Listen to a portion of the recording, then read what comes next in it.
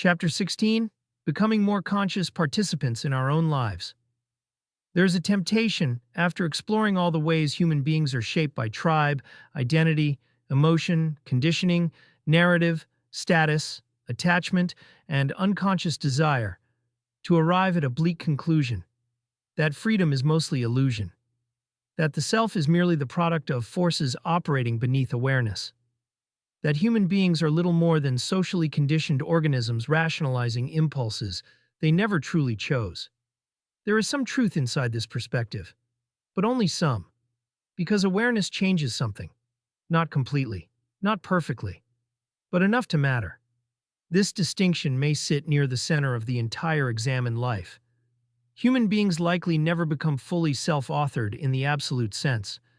We do not step outside biology, culture, nervous systems, social belonging, emotional inheritance, language, or history.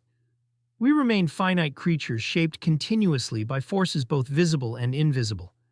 The fantasy of total independence is itself often another illusion of the unexamined mind. And yet complete helplessness is also false. Between unconscious conditioning and perfect freedom exists a more realistic and more meaningful possibility: conscious participation. This is the territory where self-possession lives, not mastery over life. Participation within life. A person becomes more conscious of what shapes them, what captures their attention, what narratives organize their perception, what emotional patterns govern their reactions, what forms of belonging influence their thinking, what desires are inherited, what values genuinely feel examined and chosen. This awareness does not eliminate influence, but it weakens automaticity. And weakening automaticity changes the texture of existence itself. A reactive person experiences life largely as compulsion. Triggers produce reactions. Crowds produce synchronization. Fear produces contraction. Comparison produces dissatisfaction. Desire produces pursuit. Identity produces defensiveness. The self becomes continuously pulled by forces it barely notices, while simultaneously experiencing those forces as just reality. A more examined person still experiences all of these movements, but they increasingly notice them while they unfold. This noticing creates space, and space creates possibility. Possibility to pause, possibility to reflect, possibility to choose differently, possibility to revise inherited narratives, possibility to interrupt patterns, possibility to distinguish emotional intensity from truth, possibility to remain connected to tribe without becoming fully possessed by it, possibility to pursue meaning rather than merely performance, possibility to orient toward coherence instead of unconscious repetition. None of these possibilities are guaranteed. Awareness itself can fade. Human beings repeatedly drift back into automaticity, emotional possession, tribal synchronization, and narrative comfort. The examined life is not a permanent state achieved once and for all. It is an ongoing practice of returning to awareness again and again across changing circumstances and different stages of life. This is partly why humility remains so important. A person who genuinely understands the mind's complexity becomes less likely to imagine themselves permanently awake while everyone else remains trapped in unconsciousness. They begin recognizing that awareness fluctuates, blind spots remain, identity reconstructs itself continuously, ego adapts, tribe pressures persist, fear still distorts perception, desire still influences thought. The observer remains human, and perhaps this realization itself deepens compassion. Because once people understand how difficult self-awareness actually is, they often soften toward the struggles of others.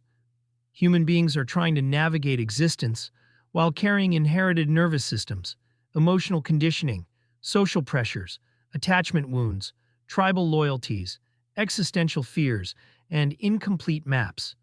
Most people are not consciously trying to deceive themselves or live incoherently. They are attempting to orient themselves within realities more psychologically complicated than they fully understand, including the person reading these words, including the person writing them. This mutual implication matters. Because the examined life is not about standing outside humanity and diagnosing it from above. It is about participating more consciously within humanity, while recognizing one's own vulnerability to the same forces operating in everyone else. This changes the emotional tone of wisdom itself. Wisdom becomes less about certainty and more about orientation, less about superiority and more about awareness, less about ideological confidence and more about conscious participation in reality as honestly as possible. This orientation also changes how a person relates to meaning. Meaning no longer emerges primarily from external validation, rigid identity structures, or tribal synchronization alone. Instead, meaning increasingly arises through alignment, conscious attention, examined values, coherent action, authentic relationship, curiosity, creation, love, and participation in life from within, rather than merely in reaction to the surrounding world. The person begins inhabiting life more directly. Not perfectly, but consciously enough to matter. And perhaps that is the deepest possibility available to human beings. Not complete liberation from conditioning. Not flawless rationality. Not final certainty. Something quieter than that. The gradual movement from unconscious possession toward increasing self-possession. From inherited reaction toward examined participation. From drifting inside invisible structures toward becoming more aware of the structures themselves. The examined life does not promise arrival. It offers orientation, a way of returning repeatedly to awareness, even while remaining fully human. And maybe that is enough. Maybe the goal was never to become perfectly free of influence. Maybe the goal was simply to become conscious enough to participate in the shaping of a life, rather than unconsciously surrendering it entirely to fear, tribe, conditioning, comparison, and inherited narrative.